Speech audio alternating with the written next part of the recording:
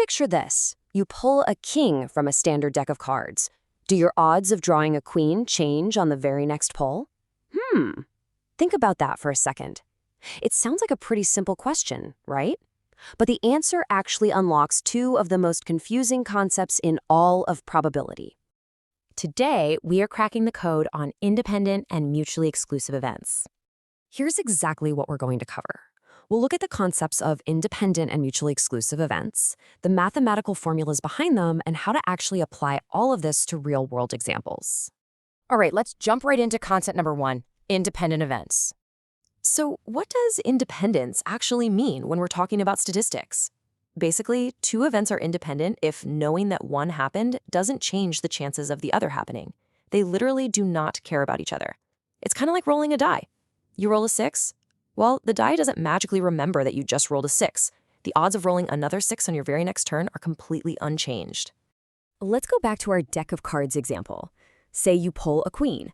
If you sample with replacement, meaning you put that queen right back into the deck, your deck stays at a full 52 cards, right? So your odds for the next draw are totally unchanged. Those are independent events. But if you do it without replacement, meaning you put that king in your pocket, your deck shrinks down to 51 cards. Now the odds for your next draw have absolutely changed. Those events are dependent. Now you might be wondering, why exactly does pocketing that card change the math? It's simply because the physical reality of your sample space just shifted. You're not choosing out of 52 options anymore. You're down to 51. The total denominator in your probability fraction just got smaller. So when the outcome of your first pick directly impacts the math of your second pick, those events are dependent. Okay, we've got the concept. Now, how do we prove it mathematically? To prove independence, you actually only need to prove one of these three conditions. Number 1, the probability of A given B equals the probability of A. Number 2, the probability of B given A equals the probability of B. Or number 3, the probability of A and B equals the probability of A times the probability of B. Remember, you don't have to prove all three. Just pick the one that fits the puzzle pieces you're given in your problem. All right, time for a quick check to see if this is clicking. Let's imagine the probability of a student taking a math class is 0.6. The probability they take a science class is 0.5. And the probability they take both math and science is 0.3. Based on our rules, are taking math and taking science independent events? Take a look at that third formula we just talked about. The answer is yes. Let's break it down real quick. If you multiply the probability of math, which is 0.6, by the probability of science, which is 0.5, you get exactly 0.3. Because the math matches up perfectly, we know for sure that finding out a student is in science doesn't change their odds of being in math. They are completely independent events. Fantastic. Let's keep rolling and move on to concept number 2, mutually exclusive events. This is where things get really interesting. Mutually exclusive events literally share zero outcomes. They absolutely cannot occur at the exact same time. The golden mathematical rule here is that the probability of A and B happening together is strictly 0. If there is even a tiny microscopic chance they overlap, nope, they are not mutually exclusive. Let's visualize this with a super simple experiment. Imagine flipping 2 fair coins. What are your possibilities? Our entire sample space maps out to exactly 4 things. Heads heads, heads tails, tails heads, or tails tails. That is the complete universe of possible outcomes for this experiment. Now, let's pull out 2 specific scenarios from that universe. We'll call event B getting all tails, so the tails tails outcome. And we'll call event C getting all heads, meaning the heads heads outcome. So here's the billion-dollar question.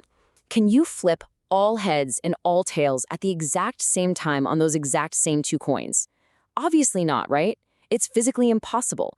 Because event B and event C share literally 0 outcomes, the probability of them happening together is exactly 0. And that right there is the definition of mutually exclusive. Okay, wait, pay really close attention to this next part, because we are arriving at the big mistake when it comes to synthesis and application.